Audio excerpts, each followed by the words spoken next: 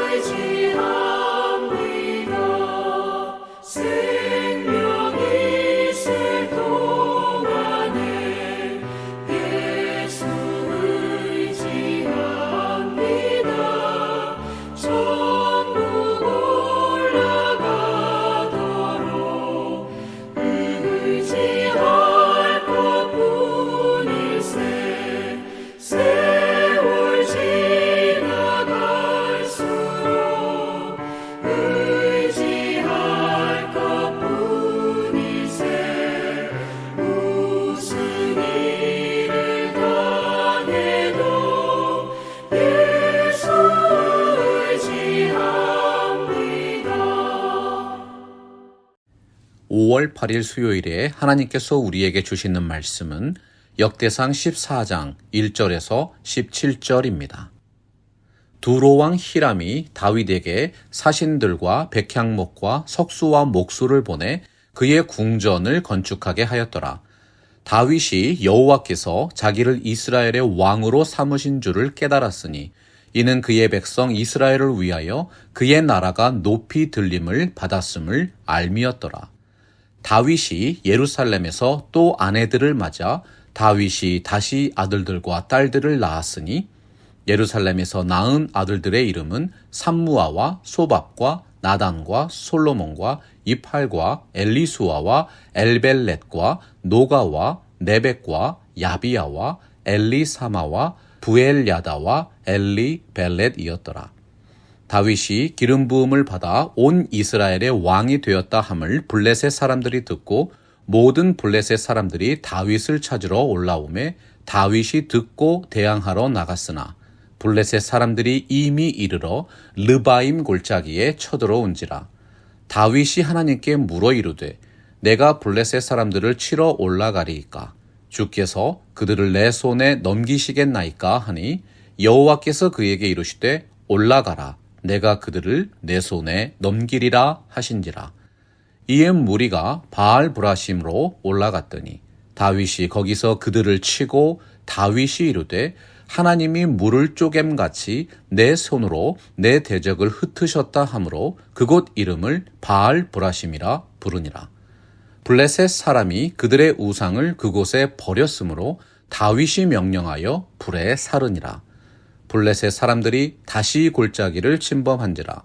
다윗이 또 하나님께 묻자온데 하나님이 이르시되 마주 올라가지 말고 그들 뒤로 돌아 뽕나무 숲을 맞은편에서 그들을 기습하되 뽕나무 꼭대기에서 걸음 걷는 소리가 들리거든 곧 나가서 싸우라. 너보다 하나님이 앞서 나아가서 블레셋 사람들의 군대를 치리라 하신지라. 이에 다윗이 하나님의 명령대로 행하여 블레셋 사람들의 군대를 쳐서 기브온에서부터 게셀까지 이르렀더니 다윗의 명성이 온 세상에 퍼졌고 여호와께서 모든 이방 민족으로 그를 두려워하게 하셨더라. 역대기서와 비슷한 말씀을 기록한 책은 사무엘서입니다. 열왕기서가 이스라엘의 역사서로서 역대기와 비교된다면 사무엘서는 역대기서의 주요 인물인 다윗에 대한 이야기를 상세하게 기록하고 있지요. 13장에서 우리는 우사의 죽음과 다윗의 회개에 대한 말씀을 나누었습니다. 문맥상으로 역대기 14장은 이제 다윗이 성공적으로 언약궤를 예루살렘으로 메어드리는 장면이 기록되어야 하겠지요.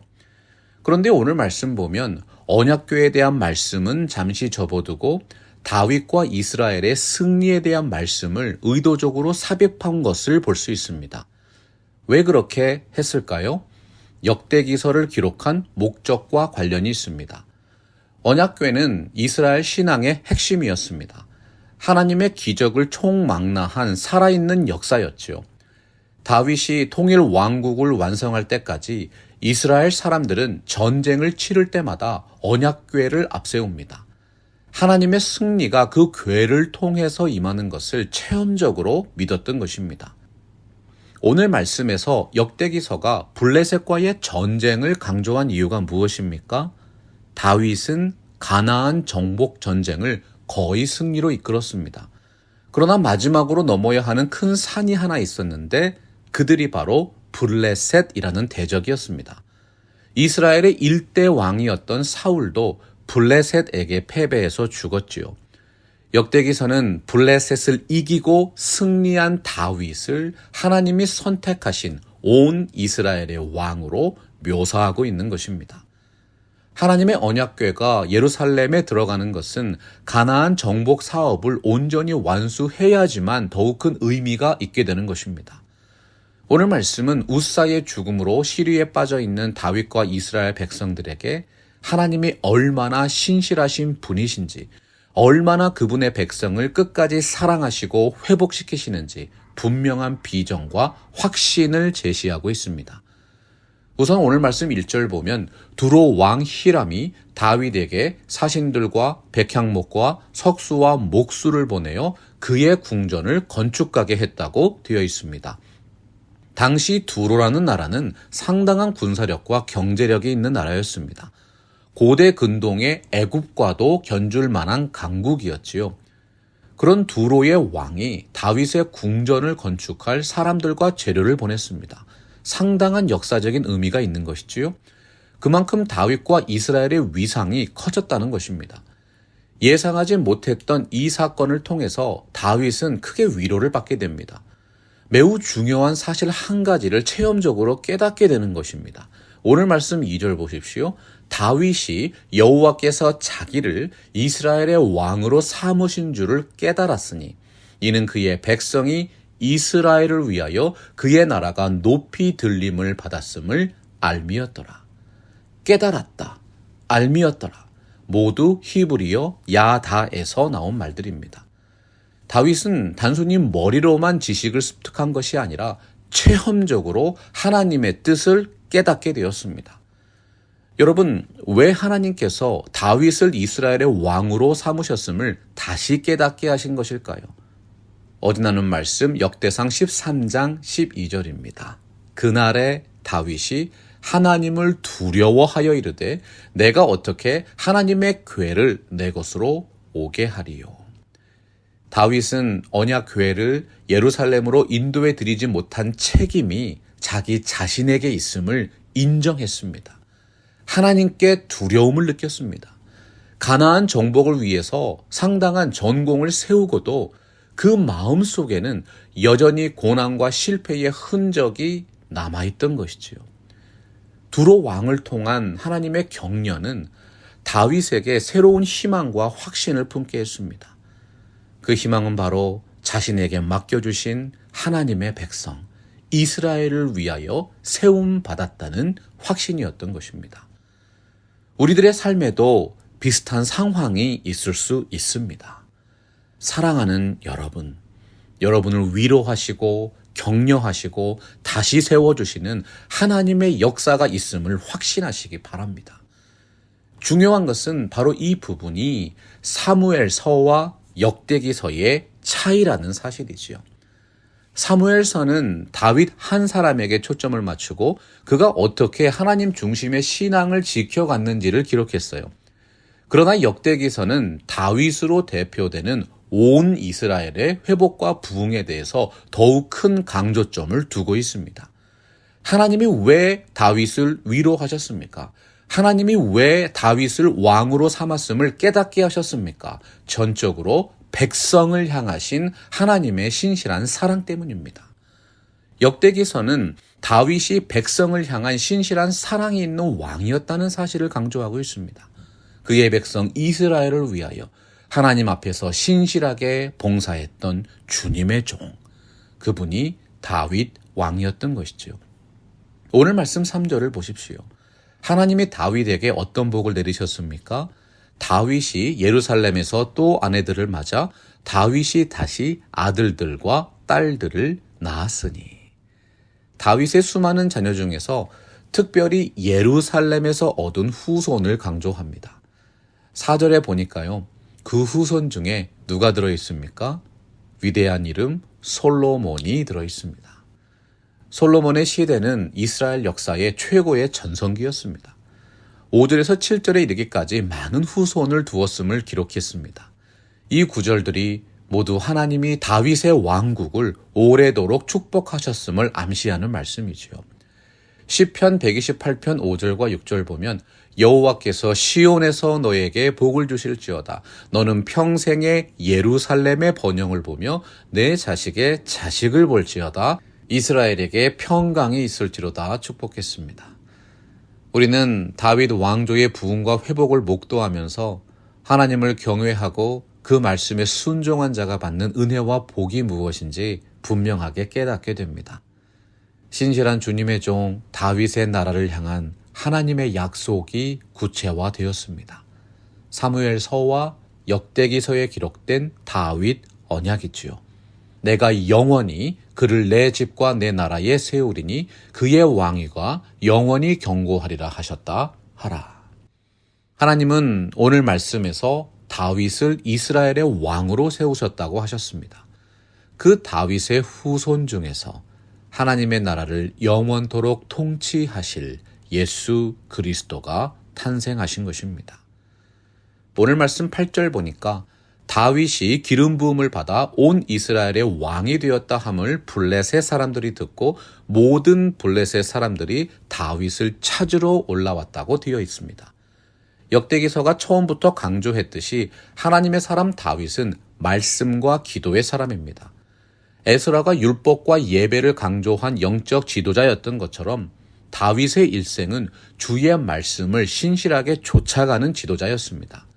역대상 10장 13절과 14절의 교훈을 다시 묵상해 보세요. 사울 왕이 여호와의 말씀을 지키지 아니하고 여호와께 묻지 아니하였으므로 그 나라를 이새의 아들 다윗에게 넘겨 주셨더라.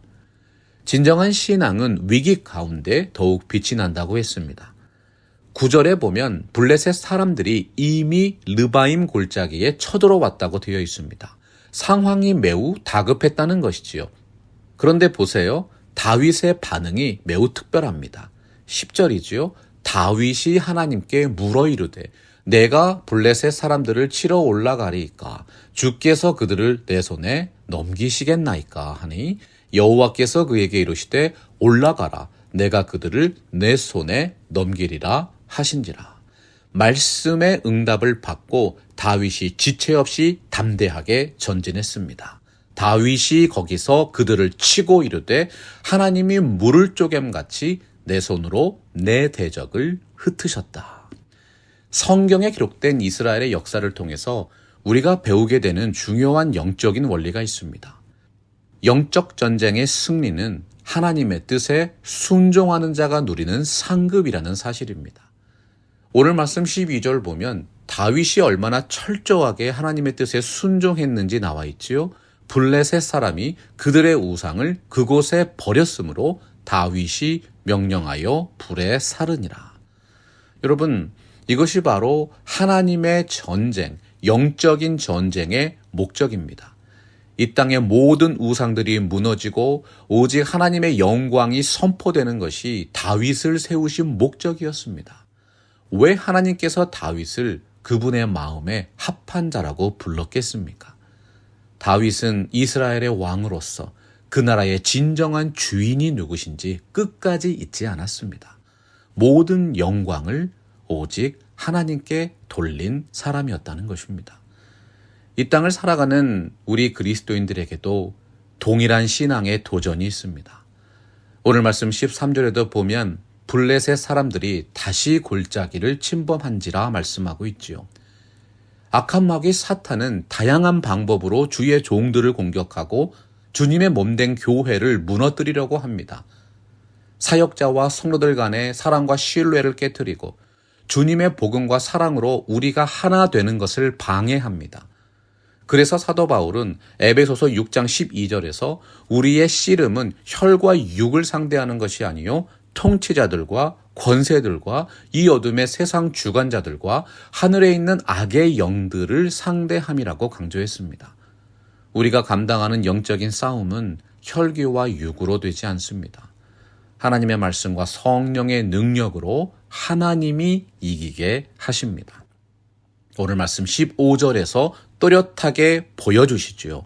너보다 하나님이 앞서 나가서서 블레셋 사람들의 군대를 치리라 하신지라. 놀라운 승리의 약속입니다. 전쟁의 용사, 다윗 신앙의 핵심. 하나님의 뜻을 묻고 하나님의 말씀을 통해서 승리의 약속을 받았습니다. 내가 여호와를 항상 내 앞에 모심이요 그가 나의 오른쪽에 계심으로 내가 흔들리지 아니하리로다. 전쟁의 결과가 어떻게 되었습니까?